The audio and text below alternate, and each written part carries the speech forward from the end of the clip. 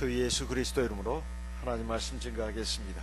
요한복음 2장 1절에서 11절까지 말씀을 먼저 찾아서 읽겠습니다. 요한복음 2장 1절부터 11절까지 말씀 봉독하겠습니다.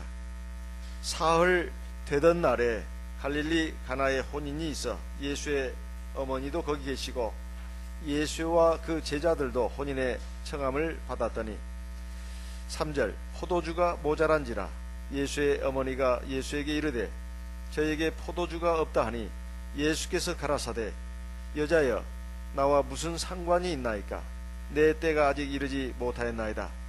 그 어머니가 하인들에게 이르되 너희에게 무슨 말씀을 하시든지 그대로 하라 하니라. 6절 거기 유대인의 결례를 따라 두세 통 드는 돌 항아리 6이 놓였는지라. 예수께서 저희에게 이르시되 항아리에 물을 채우라 하신즉 아구까지 채우니 이제는 떠서 연회장에게 갖다주라 하심에 갖다 주었더니 9절 연회장은 물로 된 포도주를 맛보고 어디서 났는지 알지 못하되 물떠온 하인들은 알더라. 연회장이 신랑을 불러 말하되 사람마다 먼저 좋은 포도주를 내고 취한 후에 낮은 것을 내거늘 그대는 지금까지 좋은 포도주를 두었도다 하니라. 11절 같이 읽겠습니다. 예수께서 이 처음 표적을 갈릴리 가나에서 행하여 그 영광을 나타내심에 제자들이 그를 믿으니라. 예수님이 바로 우리의 구주가 되시고 참 하나님이신 것, 그것을 나타내는 증거를 갖다가 표적이라고 합니다. 그러니까 기적이라는 형태를 통해서 주님이 바로 우리의 구주가 되시고 우리의 참 하나님이 되신다는 것을 나타내는 특별한 기적을 일컬어서 표적이라고 합니다. 그러니까 겉으로 나타내는, 증거로서 나타내는 기적을 갖다가 표적이라고 한다, 이런 말씀입니다. 주님의 말씀을 기록한 4대 복음을 보게 되면 주님의 여러 가지 기적이사가 많이 나옵니다. 우리 잘 알다시피 죽은 사람 살려낸 거라든가, 눈먼 소경에 눈을 띄운 거라든가, 그 다음에 문둥병자를 깨끗게 하신 거라든가, 중풍병자를 온전케 하신 거라든가, 안전병을 일으키신 거, 여러 가지 기적이사들이 많이 나옵니다. 그 많은 기적이사 가운데 그 하나를 택해도 충분히 주님이 바로 우리의 구주가 되시고 우리 참 하나님이 되신다는 그 증거가 될 만한데, 하필이면 말입니다, 물 가지고 술을 만드는 그 기적을 갖다가 예수님이 바로 구주라고 하는 것을 나타내는 증거로 삼았으니 이게 자칫 잘못하면 오해하기 십상이다 이 말이에요. 성경을 전체를 놓고 본다면 술 마시는 것 자체가 죄는 아닙니다. 아이고 이거 큰일 날 소리를 또 목사님이 하시네. 혹시 여러분들 그렇게 생각하실지 모르겠어요. 술 자체가 죄는 아니에요. 술은 다 하나님이 곡식을 또 포도를 이런 걸 통해서 만들 수 있는 지혜를 주시고 또 그걸 사실 허용했다고 봐야 됩니다. 성경에 보면 술 얘기가 나옵니다. 다만 술은 취하도록 마시면 안 된다. 그리고 술은 방탕의 도구가 되고 죄악의 어떤 통로가 되기 때문에 이 술은 굉장히 조심해야 하는 걸로 나옵니다. 특별히 에베소서 5장 18절에 보게 되면 술 취하지 말고 성령의 충만함을 받으라고 이렇게 돼 있죠. 그리고 잠언 23장 31절 전으로 보게 되면 포도주에서 나옵니다. 요즘 포도주는 술이라고 합니까? 술이라고 안 합니까? 그 포도주는 술도 아니라고 그래요. 와인이라고 합니다. 와인이 영어인데요, 포도주라는 뜻입니다. 술 좋아하는 사람들, 술 마시는 걸 합리화하는 사람들이 흔히 하는 말입니다. 근데 거기에 보게 되면 아주 엄중하게 경고하고 있습니다. 포도주는 말이에요, 굉장히 순한 술이라고 나와요. 그래서 목구멍을 타고 아주 순하게 내려간다고 나와요. 소주라든가 이런 고량주는 굉장히 꺾그럽게 내려가는가 봅니다. 속이 타듯이. 근데 포도주는 쑥 내려간다, 부드럽게. 근데 그거 쳐다보지도 말라는 거예요. 왜냐하면 독사처럼 너를 물 것이다. 그래서 성경 전체적으로 본다면 술은 그 자체는 죄는 아니고 마실 수 있지만 하나님의 백성들은 술 마시는 것에 대해서 조심해야 된다, 이것이 결론입니다. 특별히 술은 디모데서에 보게 되면 바울 사도가 자기 믿음의 아들 디모데에게 말하기를 네 자주 나는 병, 그 비위에 자주 나는 병을 위해서 포도주를 조금씩 써라, 이렇게 권면하는 게 나옵니다. 그리고 어떤 행사 때, 뭐 잔치라든가 이럴 때 쓸 수 있는 것으로 성경 전체를 통해서 본다면 우리가 추정할 수는 있습니다. 그러니까 자기의 건강을 위해서 조금 뭐 먹는 정도, 그 다음에 어떤 무슨 뭐 잔치라든가 이럴 때 뭐 한두 잔 먹는 정도, 이런 정도를 가지고 죄악이라고 할 수는 없다는 거예요. 아무리 하나님 말씀 전체적으로 보더라도 우리가 신앙적으로 지금까지 우리는 이제 습관이 돼 있으니까 술 마시면 안 돼, 그렇지만은 성경 전체로 보면 그렇다는 겁니다. 하지만 결론은 술 먹지 않는 것이 좋습니다. 왜냐하면 우상의 음식과 같아요. 아무리 우상의 제물이 사실은 음식에 불과하지, 그게 우상이 들어있는 건 아니잖아요. 귀신이 들어있는 건 아니잖아요. 먹을 수 있습니다. 하지만 먹지 말라 이거예요. 왜? 믿음이 약한 사람이 보고 담력을 얻어가지고 그걸 먹다가 시험에 들 수가 있다는 거예요. 실제로 그런 경우가 있습니다. 믿음이 약한 사람들이 우상의 제물을 먹다가 귀신이 들린 경우도 있고 귀신의 역사를 체험한 적도 있어요. 그래서 이 믿음이 약한 형제들을 위해서 그 실족하지 않도록 우상의 제물을 먹지 마라, 이렇게 권면하고 있습니다. 술도 그와 같은 관점에서 우리가 이해를 해야 되겠습니다. 술은 마실 수 있지만 마시지 않는 게 좋다, 이렇게 우리가 결론을 내리는 게 좋습니다. 그것은 바로 우리의 경건한 믿음 생활을 위해서 그렇습니다. 술을 통해서 죄를 짓고 또 잘못되는 경우가 워낙 많습니다. 세계에서 제일 술 마시는 민족이 어느 민족이라고 그러죠? 우리 한국이에요. 한국. 술을 제일 많이 마셔요. 그리고 세상에 일어난 모든 범죄 사건의 한 70~80%가 직간접적으로 술과 연관되어 있다는 그런 통계도 있습니다. 특히 우리 하나님의 백성들은 이 술, 이거에 대해서 건강을 위해서 집에서 뭐 포도를 이렇게 담궈가지고 식사할 때 한두 잔 드시는 것이야 뭐라고 할 수 없겠습니다. 그렇지만은 알게 드시지 마세요.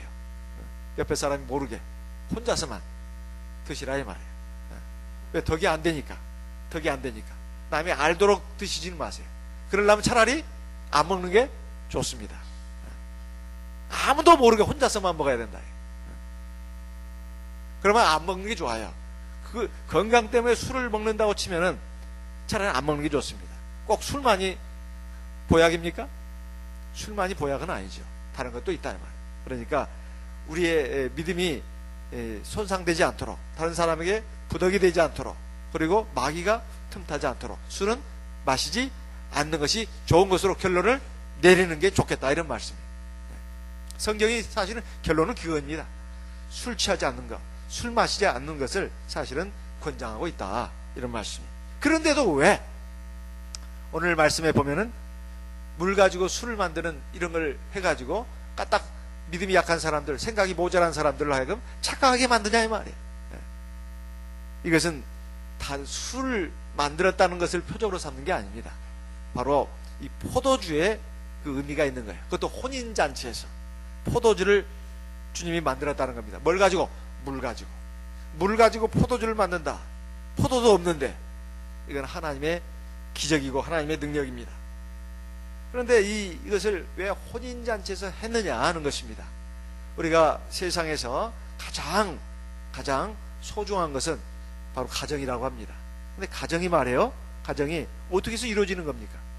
혼인을 통해서 이루어지잖아요. 한 남자와 한 여자가 만나서 결혼을 해야 가정이 이루어지잖아요. 거기서 자녀들이 나오고, 그게 가정 아닙니까? 우리 주님께서 우리를 대하여 어떻게 보시느냐, 너희는 내 백성이고 내 자녀다, 이런 말씀도 성경에 굉장히 많이 나옵니다. 하지만 너는 나의 아내고 내 신부다, 나는 너희의 남편이다, 너희 신랑이다, 이런 말씀도 또한 더불어서 나옵니다. 가령 성경에 보면 우리가 아는 바와 같이 바울 사도가 내가 너희를 정결한 처녀로 드리기 위하여 너희를 위하여 내가 중매한다, 이런 말씀도 나옵니다. 이런 모든 것들이 사실 우리가 알 수 있는 바와 같이 바로 하나님과 우리의 관계는 남편과 아내의 관계다, 이런 말씀입니다. 그런데 우리가 하나님의 신부가 되고 남편이 되는 이것이 누구를 통해서 이루어졌느냐? 바로 주 예수 그리스도를 통해서 이루어졌다는 겁니다. 근데 오늘 나오는 말씀은 우리가 잘 아는 내용입니다. 바로 예수님이 혼인잔치에 가게 됐는데, 바로 예수님의 어머니 마리아가 아마 친척으로 있는 그런 사람이라고 많은 성경학자들이 그렇게 해석을 하고 있습니다. 근데 거기에 예수님과 그의 제자들도 초대를 받았다, 이 말이에요. 그런데 여기에서 잔치가 한참 진행되고 있는데 포도주가 떨어졌다 하는 것입니다. 이것을 예수의 어머니 마리아가 알고 예수님한테 말했습니다. 만약에 예수의 어머니 마리아가 여기에 뭐 별 상관도 없는 사람이라면 이런 말을 할 이유가 없습니다. 아니, 술이 떨어지든 말든 이건 잔치집의 소관이지 내가 못났다고 나서가지고 이러쿵저러쿵 말한단 말인가. 있을 수 없는 얘기입니다.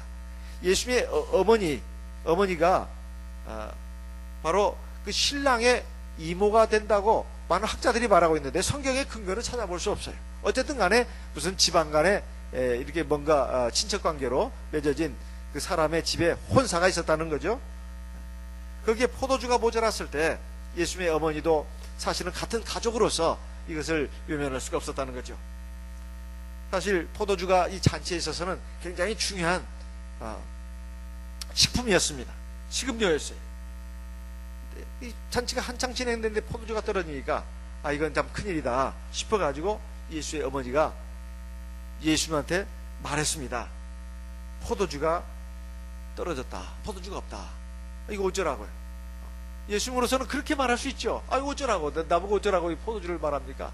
이 말은 해결해달라, 이 말 아니겠어요? 포도주가 없다, 해결해달라. 그러니까 예수님이 뭐라고 말씀하셨냐면, 여자여 나와 무슨 상관이 있나이까? 이건 참 흔히 할 수 있는 말이죠. 여자야 나와 무슨 상관이 있나? 근데 예수님의 어머니를 갖다가 여자라고 말했습니다. 자기를 낳아준 여인한테 여자여 그러면 이게 참말로 싸가지가 없고 참말로 못됐죠. 어머니한테 엄마라고 안 하고 여자여 그러면, 여인이여 그러면 무슨 뭐예요? 무슨 남 부르듯이 말이야. 네 가지가 없다고 하잖아요. 싸가지가 없다고. 참 아주 버르장머리가 없고 이거 못됐지 않습니까? 근데 그게 아니다, 이 말. 우리가 보통 우리의 상식적으로 생각해서는 안 된다는 겁니다. 예수님이 누군가 이걸 알려주는 말씀이다. 예수님이 바로 천지 만물을 창조하신 참 하나님, 바로 그분이다, 이 말이에요. 그러니까 또 사람을 만드신 분이에요. 그분이 하나님의 영으로 계시는데 사람의 몸을 입고 그냥 나오신 것이고, 마리아는 말이에요, 하나님이 인간 세상으로 나오게 한 하나의 통로였습니다. 사람의 몸에서 나야 사람의 몸을 입잖아요. 그러니까 마리아는 물론 육신상으로는 어머니가 되겠지만은 근본적으로 따져놓고 보면 마리아도 바로 주 예수님, 즉 참 하나님이 지으신 피조물이다, 이 말이에요. 그런 입장에서 그렇게 말씀한 겁니다. 이사야 9장 6절, 우리가 잘 아는 말씀이지만 한번 확인해 보도록 하겠습니다. 이사야 9장 6절, 이사야 9장 6절,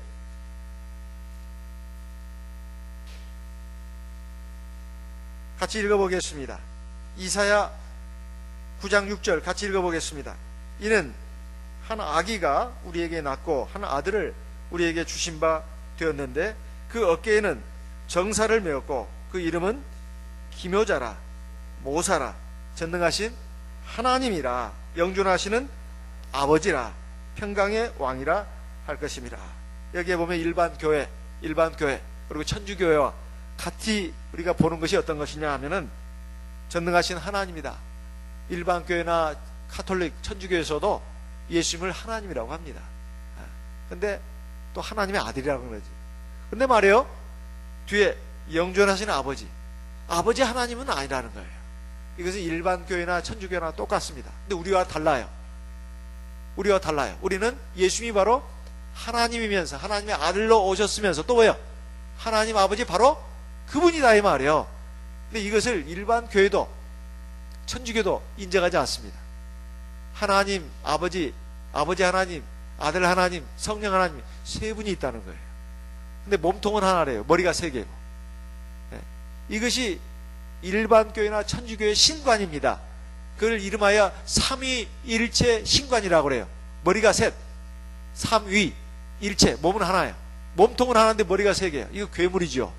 괴물이야. 그런 괴물 같은 존재를 갖다가 만들어 놓고 하나님이라 한다. 성경에 보면 아버지 하나님, 아들 하나님, 성령 하나님이 있는 것처럼 보입니다. 물론 그렇게 표현되어 있습니다. 하지만 본질적으로 영이라는 관점에서, 즉 하나님의 영이라는 관점에서 다 하나다 이 말이에요. 예수님 안에 있는 영이 누구의 영이에요? 예수님 안에 있는 영이 하나님의 영입니다. 인간의 영이 아니에요. 몸뚱아리만 사람의 몸을 입었을 뿐이에요. 성령은 누구의 영입니까? 성령, 거룩한 영, 성령은 하나님의 영이에요. 하나님은 또 영으로 있어요? 육체로 있어요? 영으로 있습니다. 그래서 하나님의 영이라고 하는 거예요. 하나님의 영도 하나님의 영이고, 성령도 하나님의 영이고, 예수님 안에 있는 영도 하나님의 영이고, 영이라는 관점에서 봤을 때 하나다 이 말이에요. 그렇죠? 바닷물을 갖다가 또 와서 주전자에 넣으면 그것도 바닷물입니다. 그래도 바닷물은 그대로 있어요, 없어요? 그대로 있습니다. 그러니까 바닷물을 주전자에 떠가지고 여기에 그냥 갖다 놨어. 그렇다 해서 바다가 없어졌습니까? 없어진 게 아니에요. 똑같은 바닷물이에요. 다만 여기에 있는 바닷물은 주전자 안에 들어있다는 거예요. 주전자가 뭐예요? 육체예요. 육체. 사람의 몸이다 이 말이에요. 바다가 없어진 게 아닙니다. 그렇게 우리가 이해를 해야 된다 이런 말씀이에요. 그러니까 영이라는 관점에서는 하나인데 나타나는 방식이 다르기 때문에 성령, 하나님의 영, 또 예수의 영, 또 예수 이렇게 표현하는 것입니다. 예수는 바로 하나님이에요. 그래서 나와 아버지는 하나다. 그리고 내가 아버지로 간다. 아버지는 나보다 크십니다. 이런 말씀들이 다 그런 것입니다. 나를 본 자는 아버지를 보았다. 요한복음 14장에 있는 말씀이죠. 나를 본 자는 아버지를 보았는데 어찌하여 또 아버지를 보이라고 하느냐. 예수께서 빌립을 통해서 빌립에게 말씀하신 내용입니다. 이런 것들이 바로 예수님이 바로 하나님인 것을 증거하는 것입니다. 그랬을 때 예수님이 그렇게 말씀하시고 내 때가 아직 이르지 않았다 이렇게 말했습니다. 아니 포도주가 없어서 포도주 좀 어떻게 좀 만들어내라는 말인데, 어떻게 해결해야 되라는 말인데 내 때가 안 이르렀다고. 이 예수님이 그야말로 동문서독 같은 얘기를 하신다 이 말이에요. 내 때가 안 이렇습니다. 그러니까 이게 뭐예요? 포도주를 만들어서 줄 수 있는 때가 아닙니다. 아니 뭔 포도주를 말하길래 이게 내 때가 안 이렇다고 말하냐 이 말이에요. 예수님이 말씀하시는 이 내 때라고 하는 것은 영적인 포도주를 만들어줄 때가 안 됐다 이 말이에요. 영적인 포도주가 뭐겠습니까? 포도주는 색깔이 어떤 색깔이죠? 빨간 색깔입니다. 빨간 색깔이에요. 물론 백포도주도 있지만 포도주는 빨간색입니다. 그 빨간색 포도주가 상징하는 것은 피입니다. 피. 누구 피요? 예수님의 피예요.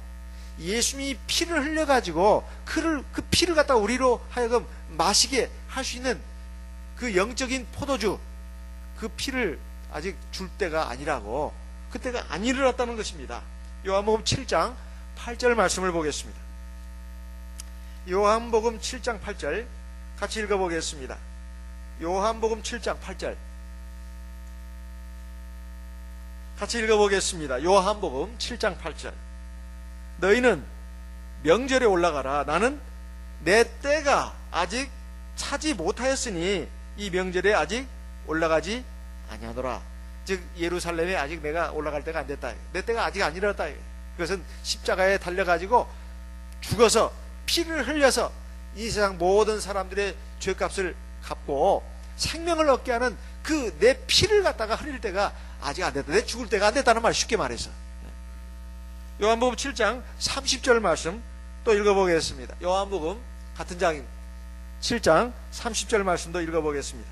저희가 예수를 잡고자 하나 손을 대는 자가 없으니 이는 그의 때가 아직 이르지 아니하였습니다. 아직 예수님이 때가 안 이르렀어요. 그러니까 유대인들이 예수님을 막 안 잡았어요. 잡아가지고 죽여야 되는데 그때가 아직 안 이르렀다는 겁니다. 요한복음 17장 1절 말씀 같이 읽어보겠습니다. 요한복음 17장 1절 같이 읽어보겠습니다. 요한복음 17장 1절입니다. 같이 읽겠습니다. 예수께서 이 말씀을 하시고 눈을 들어 하늘을 우러러 가라사대 아버지여 때가 이르렀사오니 아들을 영화롭게 하사 아들로 아버지를 영화롭게 하게 하옵소서. 자, 때가 이르렀다고 예수님이 지금 하나님 아버지께 기도를 하고 있습니다. 아버지가 때가 이르렀습니다. 때가 이르렀다는 것은 내가 죄인들의 손에 붙들려 가지고 십자가에 달려서 죽을 때가 이르렀다는 거예요. 그래서 그걸 통해서 하나님 아버지께 영광을 돌리게 하옵소서. 하나님께 아버지께 영광을 돌린다는 것이 뭡니까? 바로 예수님이 십자가에서 죽으심으로써 우리를 위해서 피를 흘리시고 그 피로 말미암아 우리 죄를 사하시고 하나님 앞에 새 생명을 얻게 하는 그러한 때가 이르렀다는 거예요. 그를 통해서 하나님의 사랑이 나타나고 하나님께 영광을 돌리게 되니까 하나님의 영광을 드러내는 일이다 이 말이에요. 이런 게 참 아주 고차원적인 말씀을 하신 거예요. 예수님의 어머니 마리아는 포도주가 없으니까 어떻게 좀 해결 좀 해봐. 아들 좀 해결 좀 해봐. 그러니까 아들이 여인이여 나와 무슨 상관이 있습니까? 아직 내 때가 안 이렇습니다. 그런 거 나한테 부탁하지 마세요. 이렇게 말했어요. 그러니까 예수님의 어머니는 물질적인 포도주를 지금 구하고 있는데 예수님은 영적인 포도주에 대해서 얘기하고 있어요. 그야말로 동문서답입니다. 동쪽을 물었는데 어쩌겠어요? 서쪽을 대답했다 이 말. 동문서답이 그거예요. 동쪽이 어디냐고 물었는데 서쪽에 대해서 지금 말씀하고 있다. 지금 물질적인 것에 대해서 마리아가 요청을 하고 구했는데 예수님은 영적인 것에 대해서 지금 말씀하고 그걸 답변으로 내놨다 이 말이에요. 마리아로서는 참 아무리 하나님 말씀이지만 맞긴 맞지만 이건 참만 이 현실적인 문제는 아무 도움이 안 돼. 그렇죠? 교회 갔더니 맨 하나님 말씀 들으니까 맨 천국 얘기했었고 죄 문제 얘기했었고 거룩해져라고 했었고 기도 얘기했었고 그냥 겸손해져야 된다고 했었고 하나님 말씀을 순종해야 한다고 했었고 그냥 내 현실 생활에는 들어맞는 게 하나도 없어. 문제 해결해 주는 것이 없어. 그럴까요? 그게 아니다 이 말이에요. 이 마리아는 예수님의 말씀을 듣고 어디서 그따위 소리를 하고 있냐? 너는 진짜로 문제가 많다. 그래 세상에 말이야. 어미가 그래도 이렇게 말을 했으면은 어떻게 좀 같이 걱정이라도 해주고 말이야. 문제를 좀 해결해 주려고 해야지. 세상에 그렇게 말도 안 되는 소리를 하고 있어? 공장을 맹장을 하고 있냐고 말이야. 하면서 막 성질을 버럭버럭 낸다거나 이거 너하고는 내가 더 이상 말 못하겠다. 이제 그만 보자. 이렇게 했습니까? 그렇게 하지 않았습니다. 하인들을 불렀죠. 그래가지고 뭐라고 했어요? 예수님이 너희들에게 뭐라고 말씀하시든지 그대로 해라. 그대로 해라. 이거 마리아가 말해요. 예수님에 대해서 신뢰했습니까? 신뢰하지 않았습니까? 신뢰했어요. 이 예수님이 비록 내가 난 자식이지만 사실은 그냥 하나님이다. 하나님의 보내신 구주다. 이걸 알고 그래 이건 다 내가 지금 생각해도 깨닫지도 못한 말씀이지만 분명히 나에게 우리에게 유익이 되는 생명의 말씀 진리의 말씀을 주신 게 틀림없을 거야. 그렇지만 이 어려운 상황을 나 몰라 알아 하실 분은 아니야. 절대 이 상황을 외면하실 분은 아니다. 우리가 어떤 처지에 있더라도 우리의 생활을 항상 눈여겨보시고 세심하게 보살피시고 도와주시고 이끌어주시는 분이 바로 주님이다. 여기에 대한 믿음이 있었다 이 말이에요. 그러니까 주님의 사랑, 주님의 능력에 대한 믿음이 없이는 이런 말 할 수가 없어요. 그렇죠? 하인들 불러가지고 야 이리 와봐라. 이 주님이 너희들한테 뭐라고 지시를 할 것이다. 그러면은 그대로 따라서 해. 알겠지? 이렇게 말을 한 것은 마리아가 예수님에 대해서 믿음을 갖고 있었다는 것입니다. 그리고 그의 능력을 이미 살아오면서 한두 번 체험한 게 아니에요. 한두 번 체험한 게 아니니까 이걸 알고 있어요. 그냥 밑도 끝도 없이 하인들을 불러가지고 이리 와봐라 얘들아. 갑돌이도 오고 을돌이도 오고 병돌이도 이리 와봐. 이리 와봐. 지금 예수님이 너희들한테 뭐라고 지시를 내릴 거야. 그대로 해. 이것은 지난날 예수님이 어떻게 했는지 이 경험이 있습니까 없습니까? 있어요. 예수님이 말씀은 이렇게 좀 딱딱하게 하고 또 어렵게 하고 또 추상적인 얘기를 하고 뭔가 현실과 동떨어진 얘기를 하는 것 같아도 예수님의 집에서 나오는 말씀이 참 고리타분한 하나님 말씀 같고 현실생활과는 동떨어진 막 저 우주 속의 얘기 같고 그래도 그게 아니다 이게. 예수님은 우리의 삶을 보살피시고 이끌어 주시고 우리에게 참 생명과 행복을 주시고 평안을 주시는 분이다. 이 어려운 문제를 절대 외면하실 분이 아니다. 그걸 경험을 통해서 알았기 때문에 또 그걸 믿었습니다. 그리고 이분은 말만 그렇게 하고 마음만 그렇고 능력이 없으면 아무 소용이 없잖아요. 그죠? 마음도 있고 말도 그렇게 아주 잘하는데 능력은 없어. 그러면 그렇게 할 수가 없죠. 그 마음, 예수님의 사랑의 마음도 알고 또 예수님의 능력도 알기 때문에 그렇게 한 것입니다. 그래서 하인들을 부른 거예요. 우리는 말이에요. 지금까지 뭐 몇 달, 몇 년, 몇십 년 신앙생활을 하고 지금까지 살아오면서 하나님의 사랑, 하나님의 능력 체험을 한두 가지 이상은 다 했습니다. 자기가 모를 뿐이에요. 나는 없는데요. 그냥 간증을 하려 해도 간증할 것이 없어요. 그건 거짓말입니다. 아니면 일부러 또 간증시킬까봐 겁이 나서 저는 간증할 게 없는데요. 이 둘 중에 하나예요. 잊어버렸거나 잊어버렸거나 아니면 겁이 나서 없는데요. 저는 간증할 게 없는데요. 둘 중에 하나예요. 잊어버렸거나 아니면 겁이 나서 거짓말하거나. 대부분 잊은 경우가 많습니다. 잊은 경우가 많아요.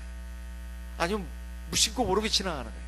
하나님은 권능의 오른팔로 붙으시고 사랑의 능력으로 우리를 보살피시고 여러 가지 사람들이 볼 때는 기적이사고 참 특별한 일인데도 본인은 어쩌다 이렇게 됐겠거니 뭐 내가 잘나서 이렇게 된 거지 이런 식으로 생각한다 이 말이야. 운이 좋아서 그게 아닌데 이걸 잊어버리고 이걸 인정하지 않는 많은 분들이 있습니다. 하지만 그것을 기억하는 것이 굉장히 중요한 일이에요. 그래야 그것이 내 매일매일 새롭게 다가오는 그 생활 속에서 어떤 문제를 만나더라도 고민하거나 걱정하거나 초조해하거나 불안해하지 않고 우리 주님 믿고 의지하면서 주님 앞에 문제를 내놓는다 이 말이에요. 이것이 믿음입니다. 이게 믿음이에요. 그런데 지난날 하나님의 역사 능력 그리고 주변에서 하나님의 역사 능력 체험하고 하는 것을 보면서도 그게 다 그냥 한쪽 귀로 또 한쪽 귀로 흘러버리고 그냥 시근둥 오 대단하네 오유 하나님의 은혜인가 봐 그랬다가도 정작 자기 문제가 되면 막 우울해하고 막 불안해하고 그냥 걱정하고 어떨 때 성질 내고 막 이런 식으로 사람들하고 다투고 싸우고 이런 그 모습을 보인다 말이에요. 이런 사람을 일컬어서 뭐라고 그러냐 불신자로 합니다. 그러니까 하나님의 백성의 어떤 이름표는 갖고 있어요. 이름표는 달고 있어요. 하나님의 자녀, 하나님의 백성, 성도라고. 근데 실제는 믿음의 모습이 안 보인다 이 말이에요. 그것이 바로 믿음이 약한 사람들의 모습입니다.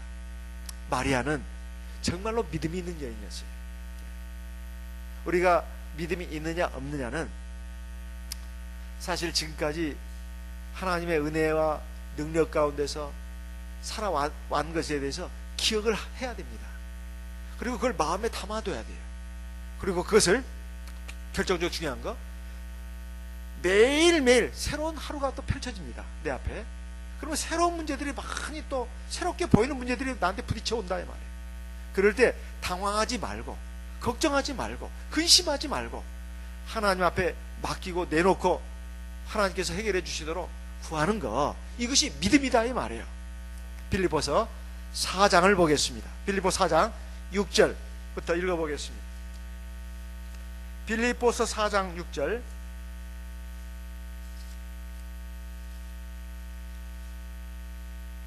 같이 읽어보겠습니다. 빌립보 4장 6절 같이 읽어보겠습니다.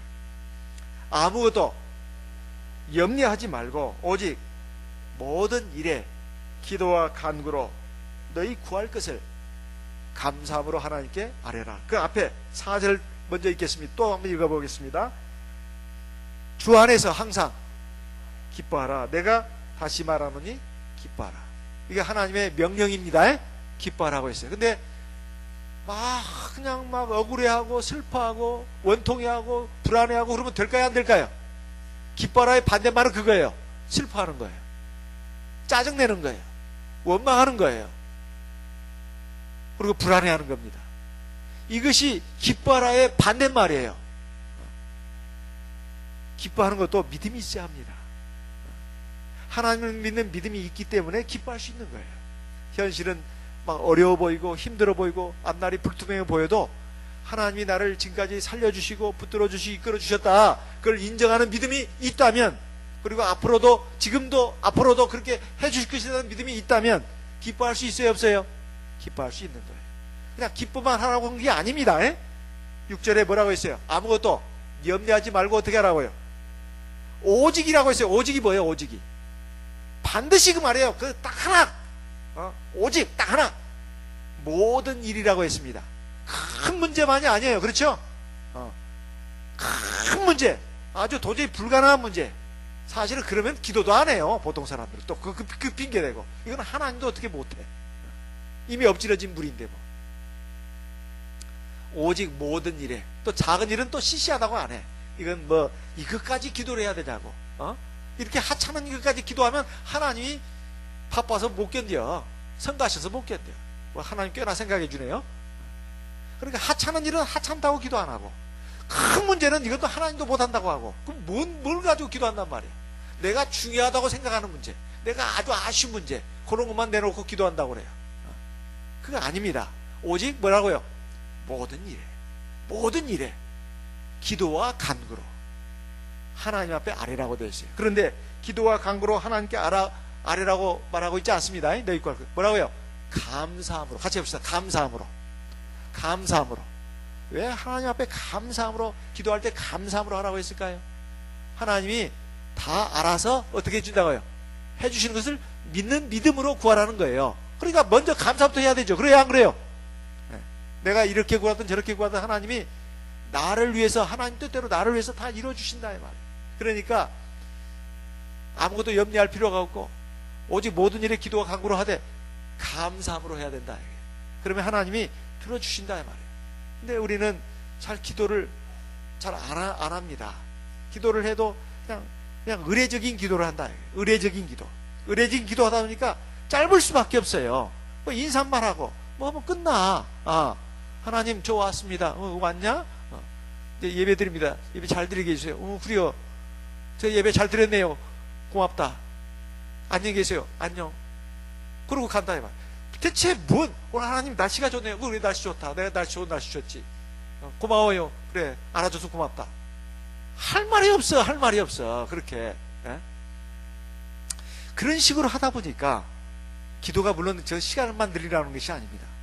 하나님 앞에 모든 일을 가지고 우리가 기도를 한다면 기도 시간이 절대 짧은 시간에 그런 기도를 다 할 수가 없어요. 그렇잖아요? 어떤 분이 이렇게 말하는 걸 종종 듣습니다. 기도만 하면 되냐고. 저는 그분이 기도에 대해서 뭔가 오해를 하고 있다는 생각이 듭니다. 기도가 뭡니까? 지금까지 여러 시간을 통해서 말씀드렸습니다. 하나님 앞에 첫째 뭐 한다고요? 감사하는 거. 감사하는 거에 기도예요. 기도만 하고 있으면 되냐고. 그렇게 말하는 분은 기도가 뭔지를 모르는 분이에요. 그러니까 함부로 그렇게 말하는 것입니다. 아니, 그 사람이 뭔 기도를 하고 있는데 자기가 뭘 알아? 내가 지금 하나님 앞에 감사하고 있는데 그렇게 감사만 하고 있으면 되냐고. 그 야단치는 거와 똑같습니다. 또 기도는 두 번째, 회개입니다.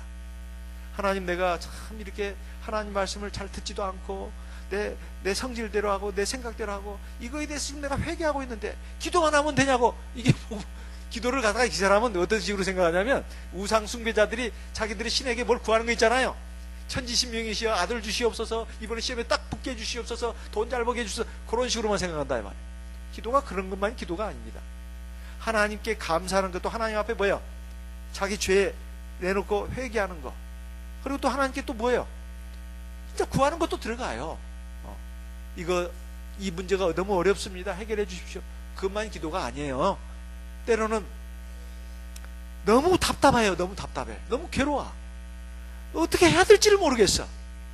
그래서 하나님 앞에 묻는 것도 기도입니다. 하나님께. 하나님, 내가 어떻게 해야 되겠습니까?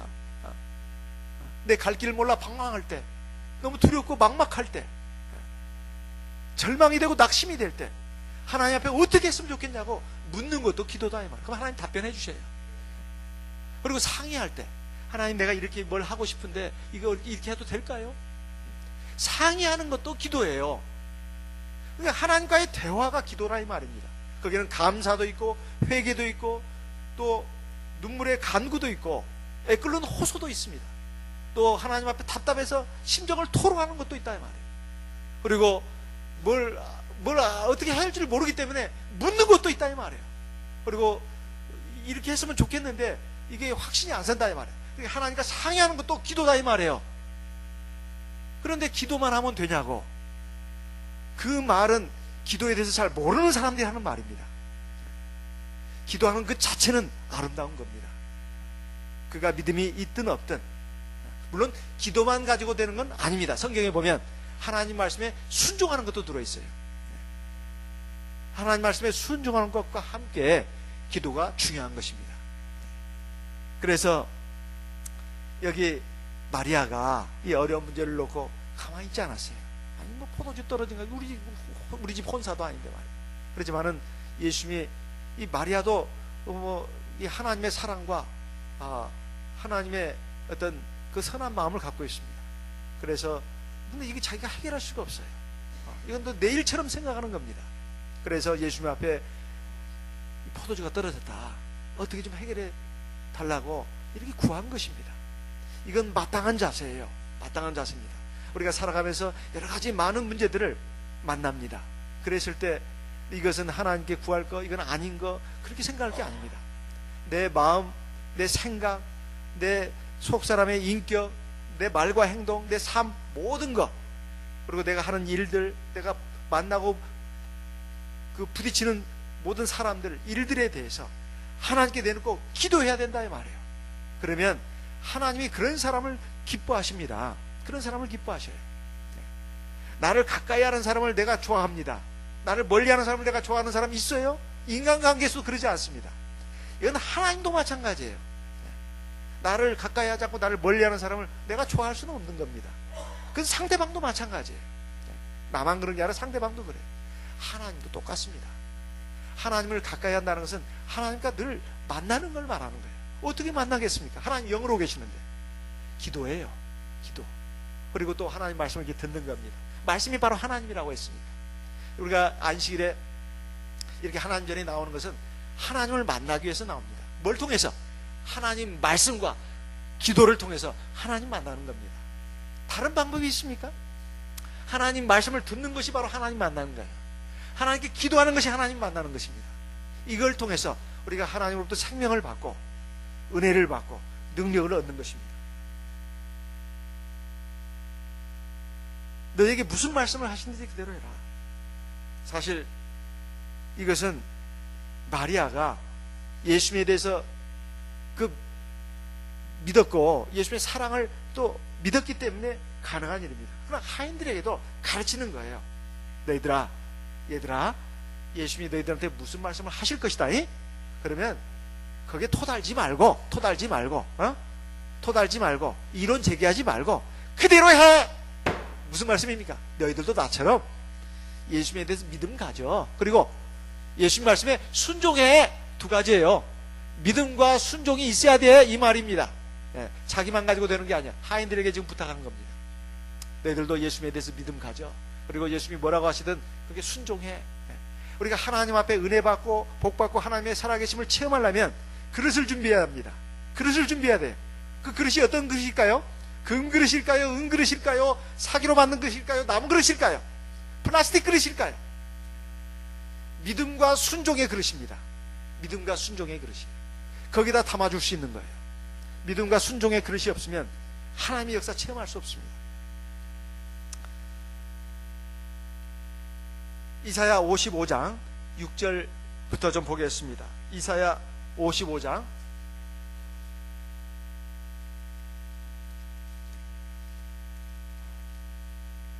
이사야 55장 6절 너희는 여호와를 만날 만한 때에 찾으라 가까이 계실 때 그를 부르라. 7절 같이 읽겠습니다. 악인은 그 길을 불의한 자는 그 생각을 버리고 여호와께로 돌아오라. 그리하면 그가 긍휼히 여기시리라. 우리 하나님께로 나오라. 그가 널리 용서하시리라. 여기 보면 하나님을 만날 만한 때에 어떻게 하라고요? 하나님을 어떻게 하라고요? 찾으라는 거예요. 가까이 계실 때 그를 어떻게 하라고요? 부르라는 겁니다. 사실 우리가 세상을 살아가면서 하나님을 살아가는 이 때가 바로 하나님을 만날 만한 때입니다. 근데 하나님이 인간이 그걸 잘 못 깨닫기 때문에 자꾸 어떤 사건이 일어나게 하는 거예요. 예. 어떤 중요한 어떤 문제를 만나게 한다거나 어려움을 겪게 한다거나 고통스러운 일을 만나게 합니다. 그래가지고 어리석은 인간들은 하나님께 그것을 해결받으려고 하지 않고 자꾸 인간적인 방법으로 세상적인 방법으로 해결하려고 그래요. 그럼 하나님 내버려 둡니다. 일단은 한번 하는 데까지 해봐라 네가. 그래가지고 도저히 안 되겠다 싶으면 이게 아니구나. 그래서 하나님 앞에 무릎을 꿇습니다. 그런데 그것을 몇 번 겪어본 사람들은 딱 압니다. 그래서 어떤 조그만 문제가 일어나도 하나님 앞에 일어날 가능성만 있어도 하나님 앞에 그냥 매달린다 이 말이에요. 이건 참 지혜로운 사람입니다. 믿음이 있는 사람이에요. 근데 이 이러려면은 말이에요.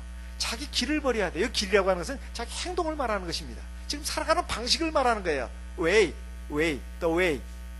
살아가는 방식을 버려라 이 말이에요. 불의한 자는 그 생각을 버려라. 이것은 하나님 앞에 자기 생각을 자꾸 고집하는 사람들이 있어요. 이게 어리석은 사람입니다. 하나님께 돌이키는 거 굉장히 중요한 겁니다. 그럼 하나님이 야 너는 참말로 그 뻔뻔하다 이놈아이 그렇게 싸가지 없이 하더니 이제 나한테 와? 절대 하나님 그러신 분이 아니에요. 이제라도 깨달았으니까 고맙다. 근데 우리는 다 우리 마음 생각 그 방식을 고집하고 있어요. 아무리 집에서 부모님을 통해서 교회에서 하나님의 종을 통해서 말을 해도 안 듣는단 말이에요. 듣는 것 같이 하면서 안 들어. 참 희한한 일입니다. 이 사람이 참 바뀌기가 힘든 거예요.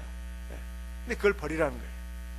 8절에 보면 여호와의 말씀에 내 생각은 네 생각과 다르고 내 길은 너희 길과 달라서 하늘이 땅보다 어떻게 하는 거예요? 높은 것 같이 내 길은 너희 길보다 높고 내 생각은 내 생각보다 높다. 이거 뭔 말씀을 하려고 그러느냐?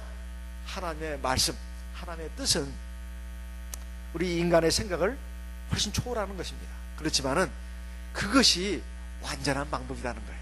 그건 도저히 나하고는 안 맞아. 아닙니다. 그게 나한테 맞는 거예요. 자기가 맞다고 생각하는 식으로 자꾸 살다 보면 자꾸 부딪힐 수밖에 없어요.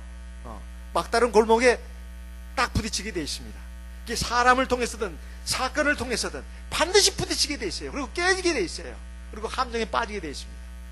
그때서야 그냥 눈물 콧물 흘러가면서 막 자기 신세에 한탄하면 더 멍청한 사람입니다. 어리석은 사람이다. 내가 하나님 앞에 믿음을 안 가졌나? 내가 늘 내 생각만 가지고 내 고집대로 하나님 말씀해도 그건 나 들으려고 안 하고 자기 아쉬울 때 좀 기도나 조금 해가고 하나님 말씀은 안 들어요. 귓등으로는 안 들어. 이제 이쪽으로 기도하다 이쪽으로 나가버려요. 그냥 하나님 말씀을 감상하는 정도라만 해. 그래요. 하지만 내 아쉬울 때 기도만 하면 된다고 생각해. 아닙니다. 하나님 말씀을 들어야 돼요. 듣는다는 것은 귀로만 듣는 걸 말하는 게 아닙니다. 마음으로 받아들이고 그 말씀을 순종하도록 하는 겁니다. 물론 내 힘으로 안 되죠. 그러니까 성령을 보혜사로 주신 겁니다. 성령을 의지해서 하나님 내가 그 말씀 참 진짜 지키기 힘든데 이건 내가 못돼서 그렇습니다. 내가 어리석어서 그렇습니다. 내가 너무나 꽉 쩔어 있어서 그래요. 잘못된 것에 이거 고쳐주십시오. 하나님 말씀에 순종하게 해주십시오. 그렇게 구하면 하나님이 나에게 믿음 주시고 행할 수 있는 능력도 주십니다. 하나님 말씀이 어려운 게 아니에요. 내가 못돼서 그렇지. 내가 잘못돼서 그런 겁니다. 내 자꾸 그 생각대로 내 성질대로 자꾸 나가니까 그게 문제인 거예요. 그것을 고쳐야 된다 이 말이에요. 그것은 바로 하나님의 말씀에 순종하는 것입니다. 그런 그릇을 나갈 때 반드시 이루어진다. 11절 내 앞에서 나가는 말도 헛되이 내게로 돌아오지 아니하고 나의 뜻을 이루며 나의 명하여 보낸 일에 형통하리라. 즉 하나님 말씀이 이루어진다는 걸 말하고 있어요. 그것을 어떻게 말씀하고 있냐? 10절에 보면 비와 눈이 어디서 내려오느냐? 하늘에서 내려오지 않냐? 그래가지고 땅에 곡식들을 싸게 나게 하고 열매가 맺게 하고 또 다시 또 씨를 주지 않냐? 그래서 먹게 하지 않느냐? 이와 같이 내 말도 하늘에서 너에게 떨어지는 내 말, 하나님의 말씀도 절대로 헛되이 되지 않는다. 반드시 열매를 맺는다. 12절 보십시오. 12절 너희는 기쁨으로 나아가며 평안히 인도함을 받을 것이요 산들과 작은 산들이 너희 앞에서 노래를 바라고 들의 모든 나무가 손바닥을 칠 것이며. 그러니까 이것은 너희가 하나님 말씀, 너희 생각 버리고 너희 그 고집 버리고 제발 좀 내 말 좀 들어. 내 말은 그냥 헛된 말이 아니야. 너희가 내 말을 들으면 너희는 기쁨을 맞이하게 될 거야. 그리고 산들이 노래할 거야. 잣나무는 열매를 주렁주렁 맺을 거야. 13절에 나와 있지 않습니까? 그런데 우리가 자꾸 하나님 말씀은 현실이 안 맞아. 나에게 안 맞아. 하나님 말씀 100번 말해도 나는 내 고집대로 나가는 거예요. 그건 아닙니다. 그건 아니다. 그래서 이런 부분에 대해서 계속해서 우리를 권면하고 있습니다. 이사야 57장 11절. 이사야 57장 11절.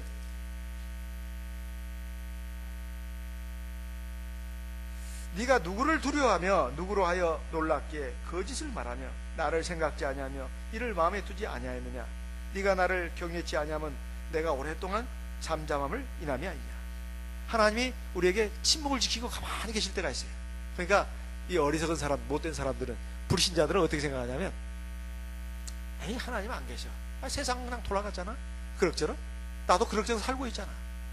그런데 말이에요, 여기 하나님 말씀 보니까 너희들이 하도 말을 안 들으니까 결국 너희들 뜻대로 내버려 두고 결국 너희들이 가다가 이제 막 두려운 일이 생기는 거예요. 걱정스러운 일이 생겨. 그러면 사람들이 요상하게 나갑니다. 막 거짓말도 해요.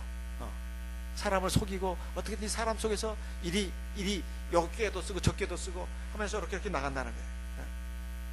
그런데 너희가 왜 그런 지경까지 이르렀느냐? 내가 너희들의 그 소행을 보고 내가 그냥 오랫동안 잠잠하게 있었더니 너희가 끝내 나를 경외하지 않는구나. 그렇지만 너희들이 결국 하다 안 되면은 나한테 부러질 때가 온다는 거예요. 13절 같이 읽어보겠습니다. 네가 부러지질 때에 내가 모든 우상으로 너를 권하게 하랴. 그것은 다 바람에 떠가겠고 기운에 불려갈 것이로되 나를 의뢰하는 자는 땅을 차지하겠고 나의 거룩한 산을 기업으로 얻으리라. 하나님을 경외하고 하나님 말씀을 따라가면 반드시 하나님께서 성취시켜 준다는 겁니다. 그래서 이제 하인들이 예수님 말씀을 듣습니다. 거기 보니까 결례로 손 씻는 용으로 쓴 그 항아리가 6개가 있었습니다. 물이 2-3통이 들어가요. 그걸 보고 예수님이 하인들에게 명했습니다. 저 항아리에다가 물을 가득 채워라. 하나님께서 모세를 통해서 준 율법에 의하면 정결하게 하는 율례가 있습니다. 레위기 12장에서 15장까지 이 결례에 관한 규례가 정해져 있어요. 물론 그 앞에 11장은 음식에 관한 법이 있습니다. 이스라엘 백성들은 하나님의 선민으로서 성결하게 돼야 돼요. 그래서 가령 여자가 아기를 낳을 때라든가 낳고 나서 그 다음에 월경을 하고 나서 또 유출병이 있을 때 또는 문둥병자가 고침을 받고 나서 또는 사체 죽은 사람의 몸을 만지고 나서 또 전쟁에서 돌아왔을 때 사람들 많이 죽였으니까 또 제사장들이 성직을 수행할 때 이럴 때 결례를 행하도록 되어 있어요. 손을 씻어야 돼요. 이것은 하나님께서 우리에게 성결을 요구하시는 겁니다. 우리가 무엇이든지 기도하면 하나님이 들어주시고 응답해 주시고 그게 아닙니다. 이사야 59장을 보겠습니다. 이사야 59장 1절. 이사야 59장 1절 2절 같이 읽어보겠습니다. 여호와의 손이 짧아 구었지 못하심도 아니요 귀가 둔하여 듣지 못하심도 아니라 오직 너희 죄악이 너희와 너희 하나님 사이를 내었고 너희 죄가 그 얼굴을 가리워서 너희를 듣지 않으시게 함이니 3절 이는 너희 손이 피해 너희 손가락이 죄악에 더러웠으며 너희 입술은 거짓을 바라며 너희 혀는 악독을 말함이라. 그러니까 하나님 앞에 우리가 이렇게 손이 더럽고 그러니까 죄를 져가지고요 또 입이 더럽고 입으로 얼마나 많은 죄를 짓습니까? 예? 거짓말도 하고 사람들하고 막 다투고 싸우고 막 악독하게 하고 이런 것들이 다 입으로 짓는 죄입니다. 손으로 많은 행동을 하잖아요. 나쁜 짓도 하고. 이런 것 때문에 하나님과 우리 사이를 가로막았다 이거예요. 근데 우리는 생각하기를 하나님이 손이 짧은 걸로 생각해. 손이 짧아가지고 우리는 못 도와줘. 하나님 귀가 어두워졌어. 나이가 들어가지고 하나님 수천 년 지나다 보니까 귀가 어두워졌어요. 보청기 입게 하네. 그래서 우리 기도서를 못 들어. 그렇게 착각하지 말라 이거예요. 절대 그렇지 않다 이거예요. 하나님 그런 분이 아니다 이거예요. 우리의 죄 때문이라는 겁니다. 죄 문제를 해결해야 되잖아요. 그게 성결입니다. 어떻게 해요? 하나님 앞에 회개 기도해야 된다. 회개 기도하고 하나님 말씀에 순종하는 방향으로 나가야 합니다. 정결례가 그래서 필요합니다. 옛날에 유럽에 패스트가 휩쓸어가지고 흑사병이 휩쓸어가서 유럽 인구의 3분의 1이 다 멸절했습니다. 그런데도 유대인만큼은 패스트에 걸린 사람이 한 사람도 없었다고 해요. 그 이유가 뭐냐? 항상 손을 씻는 습관이 있었다는 겁니다. 근데 손만 씻으라는 게 문제가 아니에요. 사실은 몸과 마음을 거룩하게 하라는 그러한 외적인 표시행위입니다. 손을 씻으면서 그래 내 마음도 깨끗하게 해야지. 오늘 내가 말도 함부로 했구나. 거짓말했어. 그리고 남을 욕하는 말을 했어. 그리고 남과 싸웠어. 별것도 아닌데 성질을 냈어. 이런 것들 다 이건 다 우리가 짓는 죄들입니다. 이런 것들을 정결하게 하려면 하나님 앞에 우리가 나와서 기도하고 또 하나님 말씀을 들어서 내 몸과 마음을 정결하게 해야 되는 것입니다. 이걸 가득 채우라고 했어요. 가득. 즉 항아리는 우리 육체를 뜻합니다. 거기에 물을 가득 채우라는 것은 우리가 하나님 앞에 성령이 충만해지는 걸 말합니다. 우리가 기도, 하나님 말씀 이것을 통해서 우리가 성령이 충만해집니다. 우리가 하나님 말씀 듣는 가운데 우리 마음은 맑아지지 않습니까? 거룩해지잖아요. 그리고 성령의 기도를 통해서 우리 마음이 깨끗하고 맑아지고 거룩해지지 않습니까? 그것이 이제 하나님이 원하시는 정도까지 그렇게 자기도 모르는 사이에 충만해집니다. 그러면 거기에 역사가 일어나는 거예요. 역사가 일어나는 겁니다. 우리 교회에서 기저귀사를 하나님의 능력을 체험하시는 분들을 보면은 사실은 그 순간순간마다 적어도 이러한 조건이 충족이 됐을 때입니다. 적어도 하나님 앞에 자기의 부족함을 깨닫고 회개하고 또 하나님의 그 사랑과 권능을 믿고 간절히 구하고 그랬을 때 하나님의 역사가 일어났습니다. 역사가 일어났어요. 우리 교회에서 일어난 그 기저귀사를 말할 것 같으면 한도 끝도 없습니다. 대만의 어떤 자매가 미국에 이민 가가지고 이제 생활하게 됐는데 먼저 가 있던 자기 동생이 참전수교에 다녔어요. 그런데 이제 이 언니 되는 이 사람이 원래 우리 교인이 아니었습니다. 그런데 이제 계속 몸에서 그 자궁이 약해서 그랬는지 막 어쨌든 피가 계속 흘러나오고 이랬어요. 근데 이제 동생이 우리 참여수교는 성령이 있고 하나님의 역사가 있고 능력이 있으니까 우리 교회 나오라고 이렇게 했는데 이제 결국 교회를 나오게 됐어요. 그런데 이 병이 낫지를 않았습니다. 그런데 우리 이 자매님이 이제 하나님 말씀을 들으면서 믿음도 갖고 그러면서 계속 기도를 했어요. 하나님 제발 제 병을 낫게 해주십시오. 길 가면서도 기도하는데 어느 날 길 가면서도 기도를 했습니다. 근데 갑자기 몸이 가벼워지는 걸 느꼈어요. 솜털처럼. 참 희한하다. 왜 이렇게 가벼워졌지? 자기 몸이 너무 가벼워진 걸 느꼈어요. 이제 성령도 받았습니다. 그래가지고 병원에 가서 진찰을 해보니까 그 병이 다 나았다는 거예요. 참 오랫동안 고질적으로 자기를 괴롭혔던 병입니다. 그런데 그 병이 나았어요. 그러니까 성경에 보면 혈증을 앓는 여인이 예수님이 뭘 잡고 옷자락을 붙잡았는데 나았다 이 말이에요. 지금까지 약도 많이 먹고 병원 치료도 많이 받았습니다. 근데 낫지를 않았어요. 그런데 우리 교회에 들어와가지고 이제 성령도 받고 계속 기도하고 또 뭐요? 심지어 너무 이게 빨리 이 몸이 나아야 되겠다. 그래가지고 하나님 앞에 길 가면서도 기도를 했는데 갑자기 몸이 막 솜털처럼 가벼워지는 것을 느꼈다 이 말이에요. 근데 자기 병이 나은 걸 느꼈습니다. 그리고 또 혹시나 해서 병원에 진찰을 받으니까 다 나았다는 판정이 나왔다 이 말이에요. 이것뿐만이 아니에요. 불치의 암도 그리고 어떤 그 심각한 질병도 하나님의 고침 받았을 뿐만 아니라 어떤 어려운 문제도 해결받은 하나님의 백성들이 부지기수입니다. 부지기수예요. 어제나 오늘이나 영원토록 동일하신 분이 우리 주 예수 그리스도입니다. 그분은 우리의 참 하나님이십니다. 이 물로 된 포도주를 갖다 주니까 사람들이 그냥 깜짝 놀랐어요. 사람마다 처음에 좋은 술을 내고 나중에 나쁜 술을 내는데 어떻게 해서 이 좋은 술이 이제 나왔느냐. 지금까지 맛보지 못한 포도주다. 프랑스의 무슨 지방이에요? 프랑스의 무슨 지방?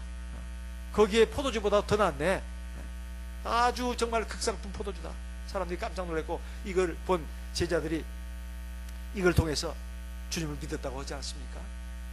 이 처음 표적을 갈릴리 가나에서 행했다고 나옵니다. 그러니 제자들이 다 믿었다는 거예요. 우리가 살아가면서 하나님의 능력, 기적, 이사는 항상 우리 가까이에 있습니다. 우리가 그것을 깨닫지 못할 뿐이에요. 느끼지 못할 뿐입니다. 또 아직 체험하지 못한 분들은 하나님이 체험하도록 여러 가지 문제를 만나게 합니다. 그것은 바로 하나님의 은총이 임하는 통로입니다. 통로. 내가 사고를 당하건 내가 어떤 어려운 일을 당하건 어떤 고통을 당하건 간에 그건 하나님의 은총이 들어오는 하나의 통로가 되기 위해서 그걸 나에게 주신 거예요. 하지만 그 통로가 되려면 믿음과 순종의 그릇을 준비해야 합니다. 그리고 결례 항아리에다가 물을 가득 담아야 된다. 성결이 중요한 겁니다. 성결이. 그래서 우리 이런 교훈을 오늘 우리가 다시 한번 우리 마음에 새겨야 되겠습니다. 그리고 우리 주님이 바로 내 신랑이시고 내 남편이 되신다고 하는 것, 그리고 나를 영원한 하나님 나라로 이끌어 가시는 혼인잔치에 불러들이시는 신랑이 되신다고 하는 것을 믿고 의지하면서 이 세상에서부터도 우리 주님과 함께 동거동락하는 하나님 백성 되시기를 바랍니다. 다 같이 기도하겠습니다. 들으신 말씀 마음에 새기면서 하나님께 기도하겠습니다.